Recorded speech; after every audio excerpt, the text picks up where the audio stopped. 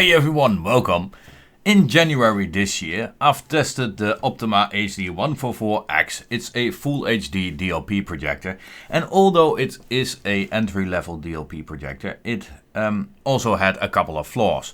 One being the noise level the fan was producing and the color wheel as well. So that was a bit annoying. It had a flickering in the image. The sound level of the speaker was way too loud. And that was basically it. It costed only almost 500 euros. And for a Full HD DLP projector, that's fine. That's not very expensive. And well, I guess you get what you pay for. But I wanted to point that out, so I did that in a 1-month experience video. At the end of the video, I showed you this one, and this is the BenQ TK800M. This is also a entry-level DLP projector, but this one has a 4K. Yeah, although it is through pixel shifting and not through native 4K. But it is an entry-level DLP projector, so I thought, well, let's test that projector for February, and in March let's do a wrap-up video about that. So that's what this video is about. So in this video we're gonna cover the specifications of this projector, the connection options it has. I will take you downstairs and we're gonna have a look at the projector itself, the image quality, walk through the menus, and I will give you my experience over 1 month of use. Without further ado, let's get started with the specifications. So this is the BenQ TK800M, which is the successor of the TK800. This is also a 4K Ultra HD projector. It has a 3000 NC lumens, so it can also be used in bright rooms, and that's also mainly its goal for watching sports events. That's what this projector was released for by BenQ. It has a built-in speaker of 5 watts. It has a contrast ratio of 10,000 to 1. Display color will be presented in 30 bits. This projector also supports HDR, and it also covers 96% of the Rec 709 color gamut. It has a 240 watt lamp, and under normal conditions it can be used for 4000 hours. On the Smart Eco setting you can use it for 8000 hours, on economic even to 10,000 hours, and on lamp save mode you can even bump it up to 15,000 hours. This projector isn't very easy to set up, and it is a bit of delicate, precise work. It has a throw ratio of 1.5 to 1.65 with a zoom ratio of only 1.1. It doesn't have lens shift, so that basically means you have to set it up almost perfectly aligned with the projection screen. It has optical zoom, so you can zoom in and out a little bit. It also has automatic keystone. As for the projection size, you can project an image from 30 inch to even 300 inch. As for the color wheel, it has 4 segment, which means RGBW, which stands for red, green, blue and white. As for the fan noise, that will vary. If you put it on economic settings, it will produce 29 decibels. If you set it to normal operations, it will produce 33 decibels. Last but not least, we have the power consumption. If you set it to the brightest settings, it will consume up to 385 watts. On normal operations, that will be 330 watts, and on the eco setting, you can reduce that to 250 watts. So with the specifications out of the way, let's have a look at the connectivity of this projector. So from left to right, we find the power connector, of course, for powering the device. Above that, we have an audio in connection, a 3.5mm mini jack connector. Below that, we have the audio out. Next to that we find the PC connector, which is just a regular D-sub connector for connecting to analog out on a graphics card. So next to the D-sub connector, the HDMI 1 port. This one is HDMI 2.0 with HDCP 2.2, which means you can run 4K at 60 Hz, so that's really nice. Next to that we have the HDMI 2 port. This one only supports HDCP 1.4. Next to that a mini USB port, and this one can be used for upgrading the firmware. Next to the mini USB port we find a RS232 serial connector, which can be used for command and control. Next to that a Type A USB connector, and this one can be used for example, powering a Chromecast or charging some 3D glasses, stuff like that. And next to that a 12 volt trigger, and the 12 volt trigger can be used for a motorized projection screen. Below the 12-volt trigger, a Kensington lock, so you can lock it if you are in a public space. Then on the top of the projector we find some basic controls for operating the device, as well as a infrared sensor for the remote control. The same infrared sensor can be found at the front of the device, so it doesn't really matter how you place the projector, it will most likely pick up the signal from your remote control. Furthermore, on the top at the lens segment we find a focus wheel and a zoom slider for getting the best picture quality onto your projection screen. Then on the right side, oriented from the front of the projector, you will find the speaker grills. On the other side of the projector we have the exhaust for the hot air to get out of the projector. Now, as for operating this device, you will get a remote control from BenQ as well. It's just the right size, not too small, not too big, and it also has a backlit function, so you can easily see what you're doing in the dark, and they have a nice rubber keypad. So here we'll find all the basic controls included with some extra controls for playback, volume, menu. Now there is one key on this remote control that doesn't do anything, and that will be the dynamic iris function. Yeah, that doesn't respond to anything, so that's basically because this projector doesn't have a dynamic iris. So obviously that means this remote control is used on some other BenQ projectors as well. The button is on the remote control. Yeah. So with all those specs out of the way, let's go downstairs, have a look at the projector, my setup. I changed it a little bit since the last video about the Optima projector. And yeah, I will talk a bit about the projector, my user experience and all that kind of stuff, walk you through the menus and such. So yeah, let's get to that. And this is the projector. And as you can see, it's mounted on the same mount on which the HD144X was mounted. That gave me a little bit of trouble as for the screen. The same projection screen as well. It's a 92-inch manual screen from Optima. All the products I mention in this video, I will put them in the video description as well for you, so you know where to find them. Now, I had some trouble getting a picture on this projector, so that was eventually solved by replacing the HDMI cable. I run a 10-meter HDMI cable alongside the ceiling, and then it goes down. We will get to that in a bit, but there's a 10-meter HDMI cable, and the 10-meter HDMI cable was apparently too long for transferring a 4K signal. So yeah, most of the time I wouldn't get a signal, and it was a bit of a problem. So this is actually a optic fiber HDMI cable, and it works really well. So it's getting power from a outlet from the ceiling, what's normally is being used for a lamp. Okay, but it works, and yeah, it works really well. So yeah, I'm quite happy with this setup like this. Well, let's have a look on the home theater side of things here. So this is where the HDMI cable eventually ends up, and it goes to this little device, and this is a 4K HDMI switch, which I got from Amazon for that cheap. I believe something like 30 euros or 35 euros or so. As I mentioned before, I will link this in the video description as well for you. Just a 4K HDMI switch with a audio extractor for Toslink. From this side it will run a Toslink out to HDMI, and the HDMI part goes into the Sonos Beam. The Sonos Beam, on the other hand, drives the surround speakers, and that one as well, yes. So yeah, that's working really well. Okay, so I have connected my NVIDIA Shield again. Yeah, it's the 2019 model, it's the TV version.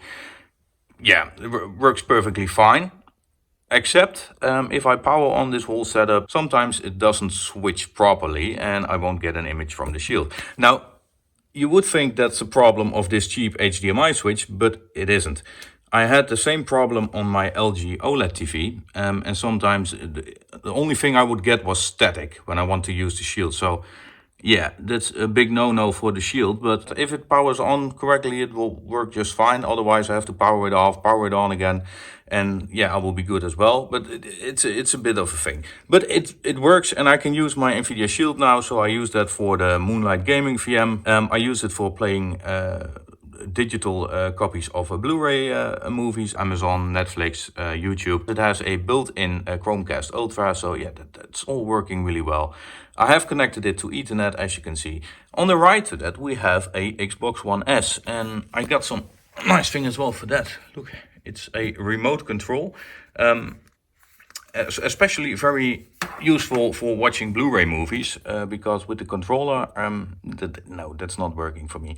It's quite tedious to operate menus with that. So I use the remote control for that, and occasionally we'll play a game on that as well. Then on the left of the HDMI switch, we have a Nintendo Wii U, which is connected to HDMI as well, so therefore I got the HDMI switch, yes. So I have one port left on this switch, and that one is used for sometimes connecting a PC or whatever laptop. It can be anything, so I have one port left for that. Yeah, and that's basically the setup. So let's have a look at the projector. Now, for the most part, this is basically all, yeah, everything you hear from the fan itself. So it isn't a high pitch sound as the Optima produced. Of course you can hear it, but it's not all that distracting. So yeah, that's a big improvement already. As you can see, it doesn't recognize the input. Okay, so here we have the shield in the background, and the room isn't completely dark. I have closed the blinds in the back as well, but you can still see some daylight coming in. At night it will give you a better presentation of the image quality. But yeah, this is it. You can see it's just a drawback of most projectors. Black isn't black, black is gray. I can certainly live with that, especially as I mentioned, at night the image quality is, the contrast ratio is way better than it is now. And I will try to get some video content in between here, so you can see the difference at night as well. For now, we'll just have a look at the menu structures, etc., and see what changes can be made on the projector itself. So I've aligned the camera as best as I could to give you a hopefully clear view of the menu structure. Let me zoom it in a little. Like that, yeah. Yeah, that will do just fine. Okay, so when we press the menu button, we're presented with a menu structure like this. Not fancy, it just gets the job done. All the information is there. First you will be presented with the picture mode. And with picture mode, if you select that, you can choose from Bright, Vivid TV, Cinema, Sport, Football, User 1 and User 2. Now the last two presets are reserved for your own preference, so you can save it on one of those presets. Personally, I find Cinema the best. For that, I will leave it on Cinema. We have brightness mode. You can increase or decrease the brightness, of course. Contrast as well. Color. Give it a bit more, give it a bit less. If you think the image is too vivid, just reduce these settings. Of course, you can adjust tint and sharpness here as well. Of course, it's making the image look a bit sharper. But if you increase it too much and you overdo it, it will also add a white outline to, for example, the text you see in the picture now. So I will increase it to 10 now. This is the setting I use it on. But if I bump it even further, up to 15, you can see that this is happening. Now from a distance, it's hard to notice. But up front, close distance from the projection screen, it's clearly visible. And yeah, of course, this is not something you want when you're watching a movie. We have some advanced option as well. So you can adjust it in great detail for yourself. Then we have brilliant color. If I set it off, the picture will just get dim. So we leave it on. Then we have light mode, and now it's set on normal. You can choose for economic. You can see smart eco and lamp safe will give you the darkest picture. Let's set it to normal for now. Then we go one menu back. Second one is the picture on the projection screen. We have some overscan adjustment. You can increase the picture here. So let me zoom out a little. So this is on setting 3, and pay attention to the text in the bottom. See that? So we'll just leave it on 0. If you want to correct your image because it isn't in the picture frame, you can use Keystone for that. You can set it to 5 and you can see that the image is moving as well. Now I've set it to 4 because it's on the same mount as the Optima was, and to get rid of Keystone I would have to align the projector mount again. 3D, this projector has 3D capability as well. I don't have any 3D glasses, so I can't test that for you. Then HDR. I've set it to auto and it will automatically detect the content and it will set it to HDR for you. You can just turn it off here as well. Silence. Now this will turn off pixel shifting and therefore turns it into a standard Full HD projector. Well, you can do that if you want. Silence mode they call it, okay. So that's basically that menu. And next menu, projector position, front ceiling. Yeah, you will have to set it up first before you mount the projector to the ceiling. Test pattern, of course, when you want to align the picture with your projection screen. And let me zoom out for you. It's basically in the frame. So that's test pattern. Aspect ratio, I've set it to auto and it will automatically detect the aspect ratio and adjust it accordingly to that. So, but you can of course adjust it manually as well. 12-volt trigger, I've set that to off. As I mentioned before, it's for controlling a motorized projection screen. I don't have that. The one I have is manual. So I've set that to off. High altitude mode. If you set this to on, it will just make the fan spin faster. To cool it better, we recommend you to use high altitude mode by selecting it whenever your environment is higher than 1500 meters. Well, we're here in the Netherlands and that's certainly not my case. Do you want to turn on high altitude mode? No, I will just demonstrate it for you. Maybe you can hear it, but the fan just started to make much more noise just to cool it better. So let's quickly set this back to no. Next menu. Let me zoom in a little bit further. Yes. Language. I'll set it to English just to keep things clear for the video. It will be a little bit easier for you to follow. Background color, I've set it to black. You can set it to whatever you want. Splash screen, BenQ. Just when you power on the projectors, just the logo you will see from BenQ. Auto off. If it doesn't receive a signal, it will automatically power off after 20 minutes. So you can, of course, increase the time with this or decrease the time with this as well. Direct power on or off will automatically power on. Then the menu settings. Menu position center, that's what we're looking at right now. Menu display time, always on. I find it very annoying if it has a timeout, for example, 5 seconds. You're searching for a setting and before you even found it, the menu is gone already. So that's really annoying me. So I've set it to always on. Well, I think it was on this setting to begin with when I got the projector. Reminder message is on and source rename. So if you choose this, you can give it a name here and just label your HDMI connection on the projector. Auto source. So I didn't find this very useful because before I got the HDMI switch, I had Chromecast connected to HDMI 2 and I had my Xbox connected to HDMI 1. But even if the Xbox One was powered on and I powered on the projector, it wouldn't go to the HDMI 1 source, it would go straight to HDMI 2 where the Chromecast was connected to. Even though if I powered off my Xbox and powered it on again, it didn't work so great. So with a Chromecast connected to HDMI 2, that's not really useful, to be honest. Then we have sound. It has a built-in speaker. It's only a 5-watt speaker, so don't expect home cinema quality from this, but the audio quality is way better than the Optima HD 144X. That one had a really tinny sound to it and it was not pleasant to listen to. This is different. It has some bass as well, so that could be nice if you take it to friends. Yeah. Effect mode, I've set it to user. With that, I can manually adjust the settings. And you can see I've set it to -6, -6, -6, -5.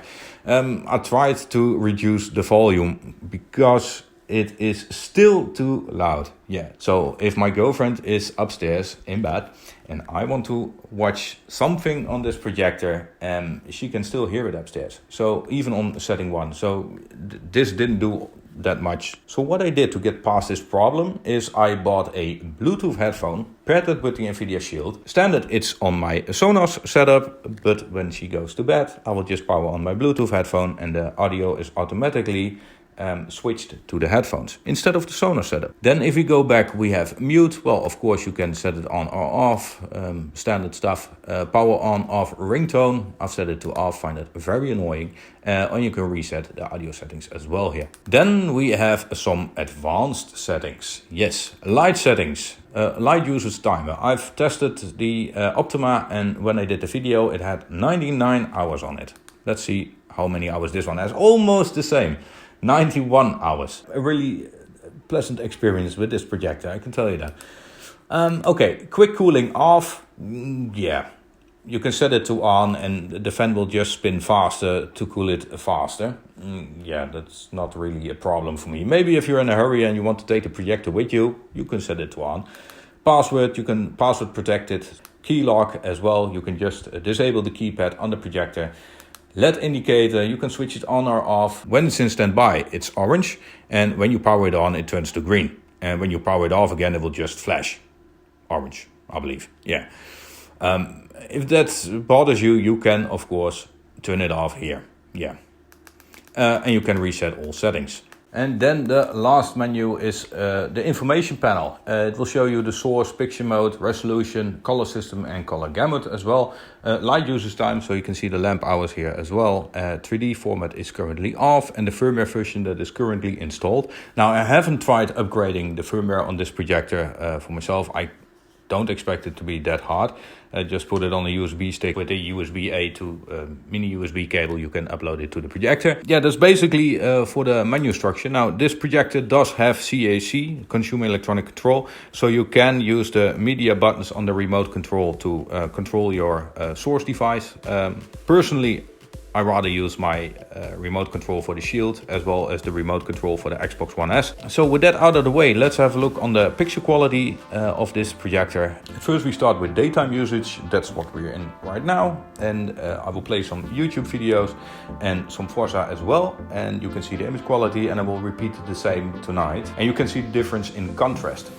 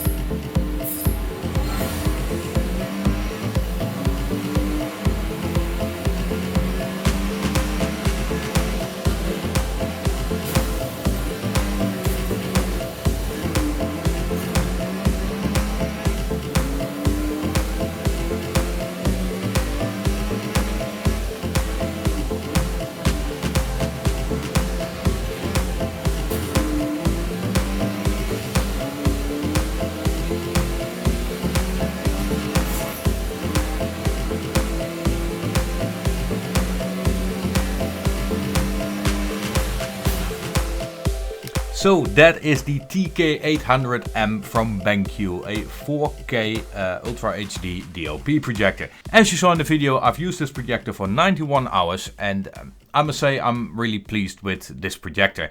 It replaced my Optima, but not only the Optima projector. If you watched the previous video where the Optima was still on the ceiling, I still had my LG OLED TV. Now with this projector, and after using it for, well, roughly a week or 2 weeks or so, I've decided to just sell the OLED TV. Yeah, that's how pleased I am with this projector. And yeah, it replaced the television and yeah, haven't looked back since. It's really nice. Of course, contrast ratio wise, the OLED is perfect and the projector isn't. Black is grey, it's just that. Especially in the price range of this, because I didn't even mention the price yet. I got mine for about 1,015 euros or so, just above 1,000 euros. Price wise, it's way more expensive than the Optima HD144X, but it's in a different segment. That is a full HD projector and this one has 4K. And this projector isn't perfect either. The fan noise is audible. Although it doesn't have that high pitch sound the Optima was producing, which could be a little bit annoying sometimes, especially with quieter scenes.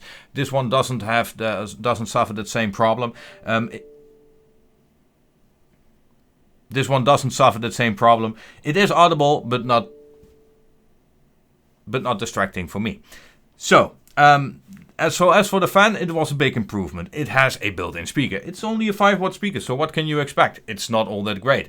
A decent setup would solve that problem. I use it with my Sonos setup you saw in the video and that works perfectly fine. If you have a receiver with some nice home cinema speakers, of course you will use that. If you have a portable speaker with a 3.5mm jack, you can use that as well, of course, and you can plug it into the projector. But if you don't have anything else, this speaker will get the job done. It can go very loud and you will still have some bass, so yeah, it will sound decent enough, just like a regular television. Yeah, that's the kind of audio quality you get with this projector. Now, I still have the problem with the speaker that even on volume setting 1, this BenQ is still too loud. Beginning of January this year, I got in this projector, which is the Optima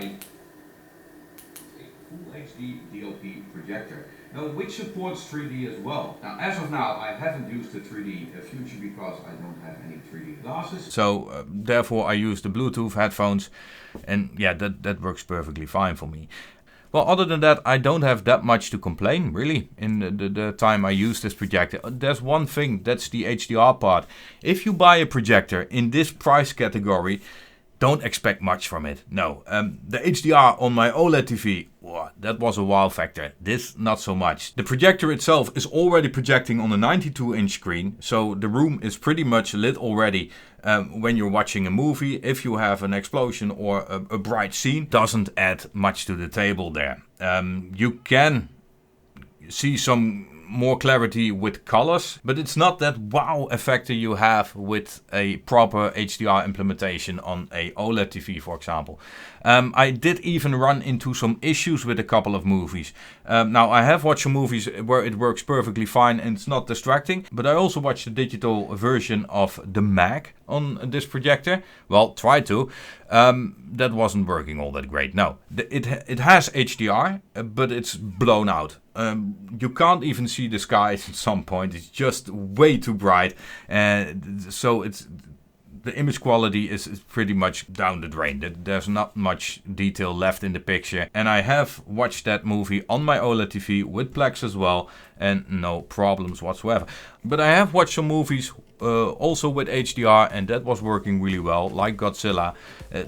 Yeah, there was nothing to complain at. The picture quality was great, the colors were vibrant, and the lighting details were there, but it's not the wow factor you would get with HDR on the projector in this price category.